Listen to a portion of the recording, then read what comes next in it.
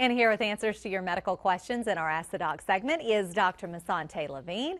So music and premature babies. Yeah, it's interesting. You know, it's not something I do every day, but it's nice to know that they're always trying to figure out better ways to help premature infants. They need all the help they can get. Not sure if every hospital offers that, but it's nice to know that music, as free and as available as it is, can be very helpful. You know, sometimes it's not as toxic as some of the medications and procedures that we have, so it's nice to know that. And that music that they were playing during the segment was actually soothing, so we're not talking rap music or anything like that. Right, absolutely. I mean, they would have to choose the type of music, and, you know, at facilities that do it all the time, they would probably know what music works best with certain infants to make them feel more comfortable. Absolutely. On to some of our viewers' medical questions. This viewer wants to know, what are the signs of PTSD? Post-traumatic stress disorder, basically very severe depression. A lot of times when you have a certain event, a car crash, an accident, you were assaulted, you have nightmares, depression, psychiatric illnesses. So that's typically what we would see. A lot of times maybe insomnia as well. Okay, another one. I drink about 7 Diet Cokes a day. How can I stop? And what are some of the effects that this has on my body? Basically, weight gain, because Cokes have a lot of calories, so weight gain. It's Diet Coke. Well, a lot of times we're finding out that some of those diet drinks can cause weight gain as well, so certainly that will probably be the only thing. All of the health effects from drinking that amount of Coke have not been fully elucidated yet. The research is still present. Try to get in your water, coffee, tea without sugar, and cream, maybe a little fruit juice. Now, what happens when they take the Diet Coke out of the mix, because the Diet Coke is going to have caffeine? Are they going to have caffeine withdrawals? Not necessarily. Some people can stop drinking caffeinated beverages quite easily. Some can. Certainly you can wean yourself off of that. Anti-inflammatory medicines and Tylenol work very well for some of those side effects as well. Okay. What's the best way to cope with fibromyalgia when most meds make you tired or you even have allergic reactions? Fibromyalgia is a chronic condition that causes fatigue, muscle aches and pains. A lot of times we use anti-inflammatory medicines. A lot of people have sleeping disorders that we have to treat, and also have depression or anxiety that we have to treat as well. So a lot of times they're on an assortment of medicines to treat those illnesses. A lot of times we recommend regular physical activity and a proper diet as well, with fruits and vegetables. A lot of the foods that people eat actually cause a lot of inflammation and can create some of those symptoms. Starting to hear that theme. Commenting, fruits and vegetables absolutely. and Diet water. And exercise. Sometimes I get lightheaded and feel a tingling sensation on my face. Could it be a pinched nerve in my neck?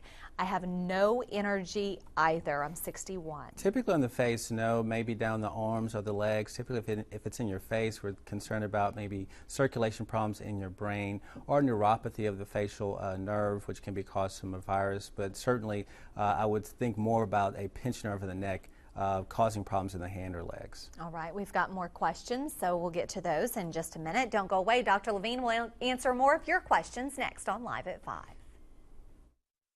We're back with Dr. Msonthi Levine to answer more of your medical questions. This person says, I am on 2 different medicines for depression. I've been on them a while and they aren't working. Could it be hormonal problems? Estrogen, I'm in my 30s. If she's in her 30s and she's having regular menstrual periods, probably not hormonal. It could be thyroid, and I would certainly check that.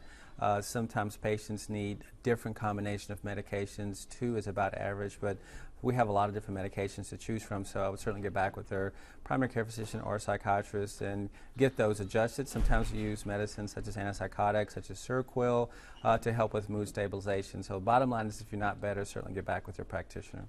Okay, this one asks, what's causing me to have everyday numbness in my hands and fingers? No tingling, just numb. A lot of times with that condition, we think of neuropathy. The more common cause would be carpal tunnel or pinched nerve in the neck. Sometimes you have problems with your brain that causes numbness or tingling. So that's a problem that shouldn't be ignored and should get to the physician for a workup, which might include an MRI of the brain or MRI of the neck.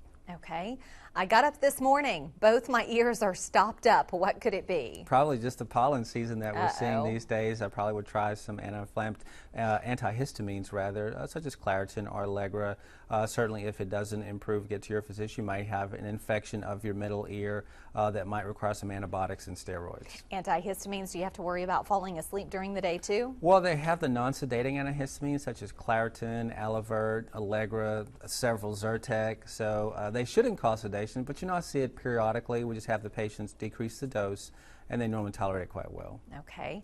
After I shave my legs, I itch like crazy. I use the lotion afterwards. I even use shea butter, shaving cream. Help. A lot of times you might be able to use a different razor. Some people just have very sensitive skin, and no matter what they use, it's going to be very irritating to the skin. Certainly try not shaving or maybe using without a razor. They have some sorts of lotions that can remove the skin there, but certainly I would try to avoid the razor as much as possible. Okay. Sweets syndrome, is it a blood condition, and what can be done? Yeah, it's kind of like a blood disorder. It typically causes a diffuse rash, can be kind of an elusive diagnosis until you get a biopsy. You normally have to corroborate that with blood work.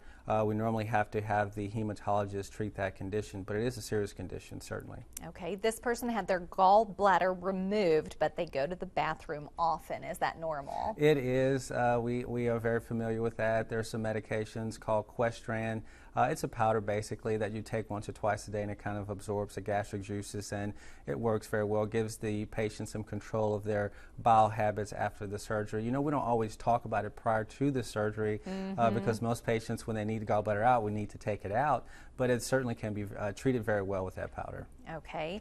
An 80-year-old woman has shingles. She's taking a medication, but she's still suffering. Anything else that she can do? Yes, she probably has a post-herpetic neuralgia, which is kind of the pain syndrome associated with shingles. If you don't get on top of it early, it can be a hard problem. We normally have medications such as Neurontin or Lyrica or Elavil that work really well for the neuropathy. It's from the damage of the nerves from the virus. So it's not that the virus is continuing to replicate, it's just from nerve damage. All right, Dr. Levine, as always, we appreciate you taking the time to stop by and answer everyone's questions. Yes, ma'am. And you can always visit our website and see the answers to these medical questions and others posted online. And if you'd like to have Dr. Levine answer your medical question, you can always mail us at the address listed on your screen, fax us 892-7305, email us at laf@kftm.com, or you can post those questions every Monday on our KFDM News Facebook page. Well, coming up next on Live at 5, Greg Bostwick joins us with a look at your work week forecast.